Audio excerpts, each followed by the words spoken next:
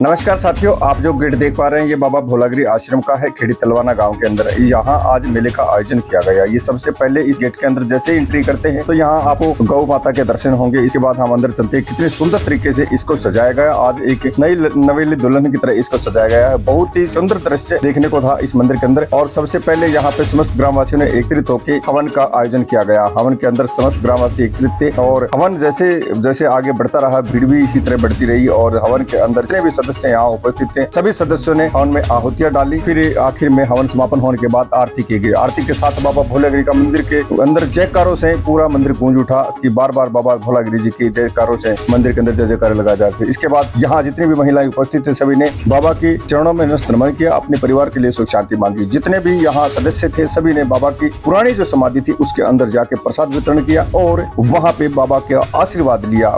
इसके बाद यहाँ पे सबसे पहले जब भोजन का नंबर आया, प्रसाद का नंबर आया, तो वहाँ जो कन्याएं थी उन सभी को बिठाया गया। एकत्रित करके जितनी भी कन्याएं उपस्थित थी सभी को बिठाया गया और बाबा और कमेटी के सदस्यों ने मिलकर वहाँ कन्याओं को एक मान और सम्मान उनको दिया गया। आदर और मान सम्मान के साथ यहाँ सभी कन्याओं को दिया गया। कन्याओं के पश्चात यहाँ पे जितने भी साधु संत महात्मा उपस्थित थे उन सभी को प्रसाद के लिए बुलाया गया और उन्होंने प्रसाद वितरण किया। इसके बाद कमेटी के सदस्य और महाराज जी जो रहते हैं उन्हें भी मान सम्मान के साथ विदा किया गया। आज खेड़ी तलवाना में हम हैं और यहाँ पे बाबा भोलागिरी जी का आश्रम है, उस मंदिर के अंदर है और सभी ग्रामवासी यहाँ एकत्रित हैं। आज के दिन यहाँ भंडारा और मेले का आयोजन किया गया। हमारे साथ मेला कमेटी के प्रधान जी है जिनको दायित्व सौंपा है इन ग्रामवासियों ने और ये अपनी जो भागीदारी है बड़ी साफ सुथरी तरह से उसको निभाते हैं। आप क्या कहना चाहेंगे इस बाबा के पावन स्थल पे?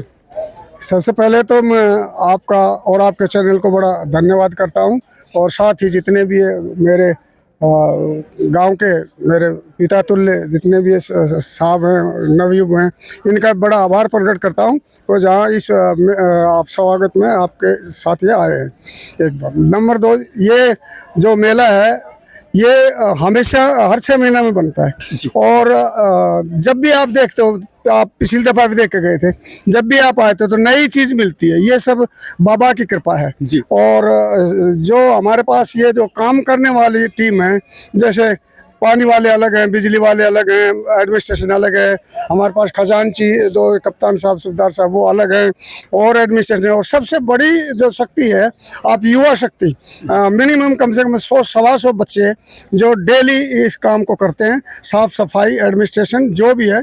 और बाबा की इतनी अच्छी कृपा है, बहुत बच्चे हमारे सर्विस में लगे हैं। आप देख रहे हो आजकल सर्विस है नहीं, लेकिन हमारे गाँव में फिर भी है। नंबर 2, हमारे फौजियों का गाँव है। ये फौजियों में आप देखते हो उग्रवाद तो खत्म हुआ नहीं है, गांव-गांव में जाके देखो ये आ रही है लाश।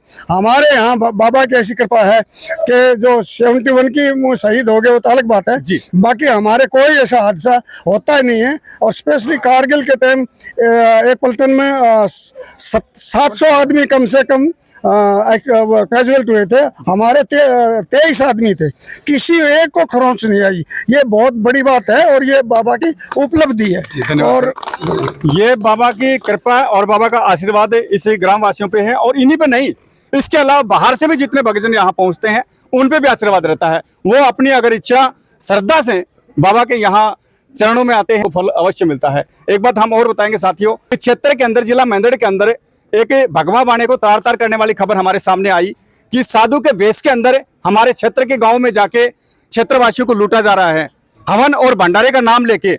और वो वीडियो हमने इससे पहले डाली है, तो विशेषकर सचेत रहें। कोई भी पाखंडी अगर ढोंगी बाबा या कोई अन्य सदस्य आता है आपके सामने, अगर कोई ये कहता है कि मेरे पास अनाथ आश्रम है, वृद्ध आश्रम है या गौशाला है या इसके अलावा नेत्रहीन बच्चों का आश्रम है, तो आप उनसे आइडेंटिफाई होके उनको जो दान दक्षिणा देते हैं आप धर्म के माध्यम से देते हैं। लेकिन कुछ ऐसे पाखंडी हैं जो उसको यहाँ से लूट के अपने स्थान पे ले जाते हैं। विशेषकर इस चीज का ध्यान रखें, क्योंकि जो ग्रामीण है वो अपने आप करते हैं भंडारा मेला अपने आप लगवाते हैं, तो दूसरे बाहर से आए हुए सदस्य यहाँ कैसे करेंगे, ये आप विशेष करके ध्यान दें। ये यहाँ जितने भी चेहरे हैं हर बार यहाँ मेला लगवाते हैं, भंडारा करवाते हैं, तो ये करवाएं तो बेहतर है। इसके अलावा बाहर से जो आते हैं वो यहाँ से लूट के लेके जाते हैं, घी लेते हैं, घी की टीन लेते हैं, बोरियां लेते हैं और पैसे लेते हैं, तो विशेषकर जागरूक रहें। अभी हमारे साथ साहब हैं, अभी बाबा के बारे में क्या बताएंगे आप? परम श्रद्धेय बाबा भोलागिरी महाराज की जय हो। मैं सभी भक्तों को और सभी दर्शकों को ये बताना चाहूँगा कि ये मंदिर कमेटी जब से गठित हुई है तब से ही मैं कह रहा हूँ कि इस मंदिर पे 4 चांद लगने का काम किया गया है इन्होंने, बहुत ही मेहनती लगन से। ये देखो एक्स सर्विसमैन की जो कमेटी है ना, इन्होंने वास्तव में ही कुछ करके दिखाया यहाँ पे, और हम चाहते हैं कि ये निरंतर ऐसे ही करते रहें। बाबा भोलागिरी महाराज की अगर हम कृपया समझें, हालांकि हमने बाबा भोलागिरी महाराज देखे हैं, लेकिन कारगिल के अंदर 23 मेरे गांव के फौजी जो कि सेकंड राजरिफ में, ये समझो कि कारगिल के अंदर जो मेन हीरो थे वो थे। और उस टाइम अगर किसी भी बंदे को, हमारे खास करके हमारे बंदे को, मेरे गांव के फौजी को, किसी को भी कोई खरोच नहीं आई, ये बाबा भोलागिरी महाराज की ही देन है। और बाबा भोलागिरी महाराज वहां उन्होंने साक्षात दिखाई दिए हैं, वहां पे उन फौजियों को ऐसे दिखाई दिए हैं जैसे अब बेटा तू आगे चल मैं तेरे साथ हूँ, इस प्रकार से रहे हैं। तो हमारे ऊपर नहीं, आसपास के गांव पे बहुत, हमारी जितनी रिश्तेदारियां हैं या जो भी आसपास के गांव हैं, ये संत महात्माओं का आशीर्वाद है, ये इन पे बना रहे।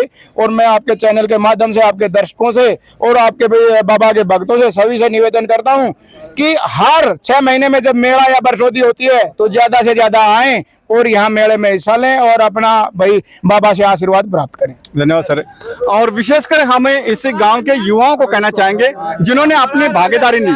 जो यहाँ के युवा हैं वो मेले की निगरानी के लिए हम हमेशा तैयार रहते हैं और उन्होंने अपनी भागीदारी इसके अंदर दी, उनके लिए भी हम धन्यवाद करते हैं। ये जितने भी यहाँ गणमान्य व्यक्ति हैं सिर्फ आपका मार्गदर्शन कर सकते हैं, लेकिन काम आपको करना पड़ेगा। बाबा भोलागिरी जी कौन थे और किस प्रकार से इस स्थान पे मान्यता बढ़ी? बोलो बाबा भोलागिरी की। माननीय सभी मेरे बुजुर्गों और छोटे भाई और छोटे बच्चों, सभी को मालूम है कि इस आश्रम की महानता कितनी है। यहाँ पर बाबा भोलागिरी ने कितनी तपस्या की थी और उस तपस्या का फल हर नर्सरी से लेकर के और वृद्ध आदमी तक मिल रहा है। और यहाँ पर बाबा की जो जिस प्रकार से पहले यहाँ उनका प्रसिद्ध धोना था, यहाँ से जो भी यहाँ उनकी जो है विभूति ले जाता था, किसी भी घर के अंदर कोई भी किसी चीज़ की परेशानी होती थी, वो बाबा उसी टाइम यानी 10 मिनट के अंदर ही परिणाम दे देते थे। और उसके बाद बाबा ने यहाँ पर अपनी पहचान छुपाते हुए काफ़ी चमत्कारी चीज़ें दिखाई। कई बार जो है उन्होंने सहारा किसका लिया? दारू का, क्योंकि बाबा की दारू चढ़ती है। किस बेस पर चढ़ती है? क्योंकि बाबा ने अपनी पहचान के लोग मुझे इस पहचान पे, यानी जब भी पहचान हो जाती तो उसकी मर्यादा थोड़ी डाउन हो जाती, लेकिन बाबा ने इसको जो है गुप्त रखते हुए और गांव का ऐसा वरदान दिया, दोनों गांव के अंदर किसी को किसी परेशानी हो जाती थी उसका 10 मिनट में ही जो है ना रिजल्ट मिल जाता था। मंदिर कमेटी है, 1 नंबर की कमेटी है, जिसने 3 साल के अंदर ये भव्य काम करके दिखाया, जो कि प्लेटफार्म आपके सामने है। इसमें ज़्यादा मैं प्रशंसा नहीं करते हुए, क्योंकि कप्तान साहब ओमपाल सिंह और खोकन साहब और प्रकाश साहब जितनी मेहनत से, हालांकि एक बच्चे, छोटे बच्चे से लेकर बुजुर्गों तक का इसके अंदर सहयोग है, लेकिन इनका मैनेजमेंट काबिले तारीफ है। मैं ज़्यादा कुछ नहीं बोलते और यहाँ पर ही समाप्त करता हूँ। बाबा गिरी की जय। तो साथियों, आपने देखा यहाँ पे ये जयकारों के साथ बाबा के जो चर्चा इन्होंने की, लेकिन इस मंदिर की जो सुंदरता है बहुत ही सुंदर की है। साहब कुछ और बताना चाहते हैं? जैसे कि सभी ने प्रशंसा की है, लेकिन बड़ी बात क्या है कि लोग विदेशों में, यहाँ से जाकर के विदेशों में रह रहे हैं और विदेशों में वहाँ से डॉक्टर यहाँ पर आए हुए हैं। दूसरी बात, हमारे पास 2-3 फौजी हैं जो कि पुलिस में हो गए हैं और उसके बाद वो सर्विस कर रहे हैं, वो भी इतना योगदान देते हैं। एक रेवाड़ी में एक हमारा लड़का है, वो सर्विस कर रहा है और वो भी जैसे उसका नाम भगता है, ये जितना भी ये मैसेज होता है वो भगता करता है। इसी प्रकार एक जसवीर सिंह है, वो यहाँ दादरी में सर्विस करता है, जो भी रिक्वायरमेंट होती है उसको फोन करते हैं, वो जितने भी सदस्य बाहर हैं वो आते हैं। हैं। और यहाँ भी बताना चाहेंगे कि कर्म भूमि और मातृभूमि, इसको कभी मत भूलना। आप कितने भी बड़े अधिकारी या विदेशों में रहें, लेकिन अपनी जो मातृभूमि है उसको कभी मत भूलना, क्योंकि वहां से हमारे इन पूर्वजों के साथ वो यादें और इस धरती माता के साथ वो यादें जुड़ी होती हैं, जिनके अंदर हम खेल के बड़े पले बड़े होते हैं। भाई साहब आए हैं, ये भी 2 शब्द बताएंगे। मैं सुरेश चंद्र शर्मा, इसी गांव से। अभी आपने जिनसे मुलाकात की है, ये विक्टोरिया क्रॉस परिवार से हैं। मेरे गांव में विक्टोरिया क्रॉस भी लिया हुआ है। अच्छा। और बहुत सारे पदक हैं। ये हैं जी। हाँ जी। और इसके साथ साथ जैसे आप बाबा भोलागिरी के बारे में मेरे से पूर्व वक्ताओं ने बताया आपको, जी सर। बाबा भोलागिरी महाराज रहबारी परिवार से अपना संबंध रखते थे।